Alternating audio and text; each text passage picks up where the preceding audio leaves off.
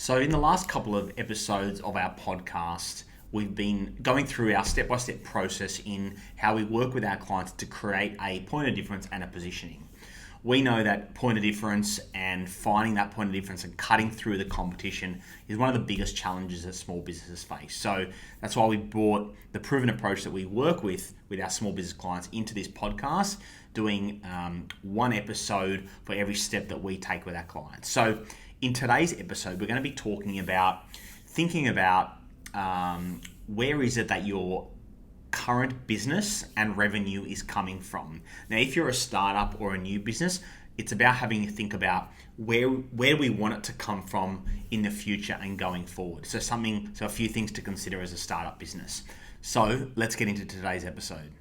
So often as a business owner, you started a business, maybe you got some work through friends or family or word of mouth, all those people around you that are trying to support you for starting up a business. So there comes a point in time where it may not dry up, but there's all these different ways that you're getting work, and you haven't really taken stock as to think about what's working, what's not, what can I do more of, what can I do less of. So let's start to consider a few of those things today and think about how that's going to help us in the future. So the first thing I want you to think about is what's working and what's not for your business at the moment. Where is your work coming from? Is it coming from family? Is it coming from friends? Is it coming from word of mouth? Is it coming from repeat customers? Is it coming from social media that you're doing? Is it coming from Google Ads campaigns that you're doing? Like where is your work coming from? The reason I want you to think about that is because then you can start to, and you probably haven't analyzed that. So think about what's working, what's not, what can I do more of, what can I do less of. You want to make sure, given small business owner, 4 key pain points: time, money, energy, and skills. You want to make sure that you're leveraging the best of those 4 and making sure that whatever marketing you're doing is working. So it's making sure that you're kind of measuring and assessing as often as possible about what's working and what's not in your business, in your marketing, and where your revenue and sales are coming from.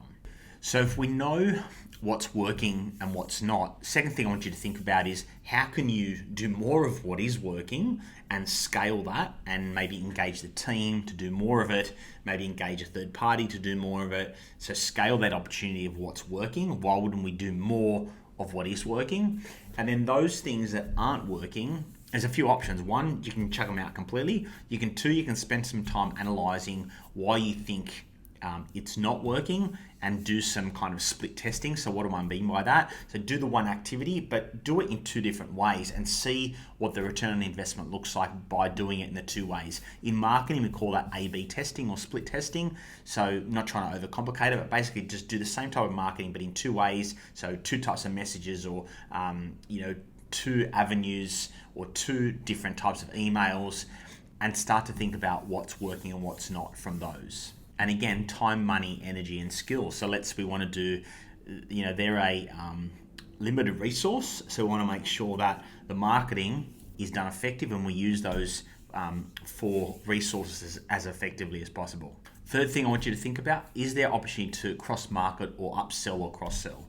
So what do I mean by that? So if you run a clothing store and you know that there's a customer that often buys from you, are there opportunities to be upselling and selling them more and marketing more around some of the things that they may need based on their previous habits? If you're a new business, I know what you're thinking, well, I don't have any clients, I just want to sell one piece, let alone upselling. So it's about putting some structures in place so that you can remarket when you do get existing clients. So creating a database so you're able to constantly be communicating to your database from those that actually are buying from you. So set up those systems and procedures.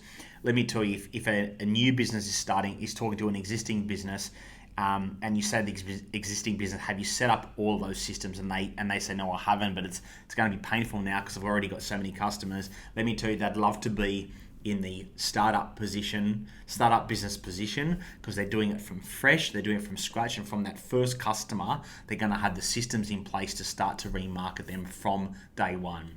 So you're not at a disadvantage as a startup, you're actually in an advantage because it's about setting up the systems and processes from the beginning. And the great thing about being a small business when it comes to that is that if you think of the big corporates, like they have teams and teams that set up this stuff. There are so many platforms out there for small business owners that allow you to set up these systems and platforms already. So if there's platforms like Pipedrive and MailChimp and ActiveCampaign, like there's so many that allow you to remarket and to market to your database. So set up the database, start collecting that information. Make sure you're doing it in the right way. Phone numbers, email addresses that you want to set up and start collecting that information, because that stuff is like gold going forward. Don't underestimate the value of an existing customer. They already know you, they trust you, they love you. Let's get more out of our existing customers and clients. And then based on what's working and what's not, what are the other opportunities that we haven't considered to start marketing our business and our brand out there? So sit down, invest the time, sit with your team, sit with yourself, sit with your partner and think about, right, what are the other kind of tangible actions that we can take to start communicating to our audience? And obviously this whole process is around creating a positioning and point of difference. So that is key. You want to make sure you create that.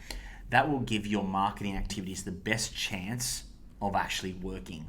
So consider, what is your positioning and point of difference? And are you communicating that as part of your activities?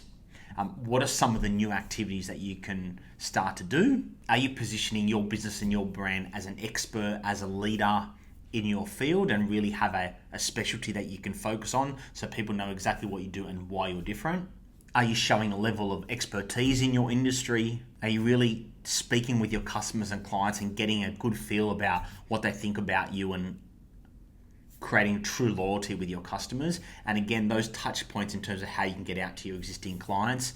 It's not always just about getting the next sale, but it's about building up that customer loyalty and knowing that at every touch point you make with them, it's a reminder that you're there.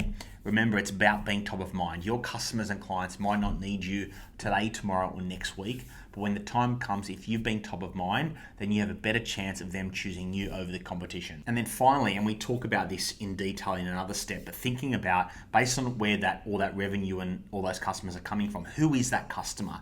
Who is, at this point, your ideal customer or your current customer? And do you want them to be your ideal customer going forward?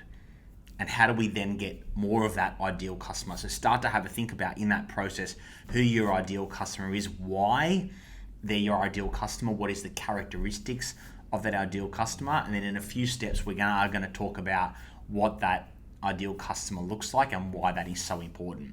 So today we've kind of gone through that third step of understanding where our current business and current clients are coming from. Remember, if you're a startup business, start to think about what that could look like, set up all your systems and procedures so you can, as soon as you get that first customer, you can start remarketing to them.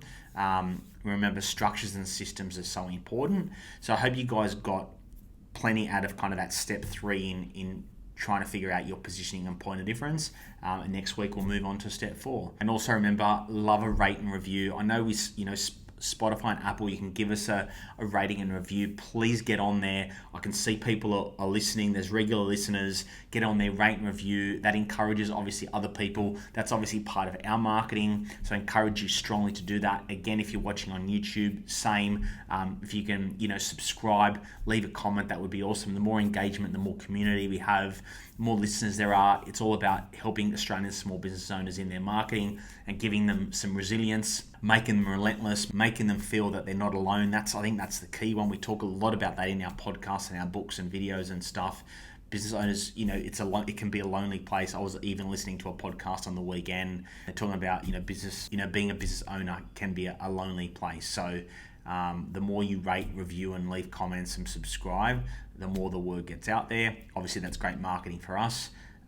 So thanks for your support and keep listening.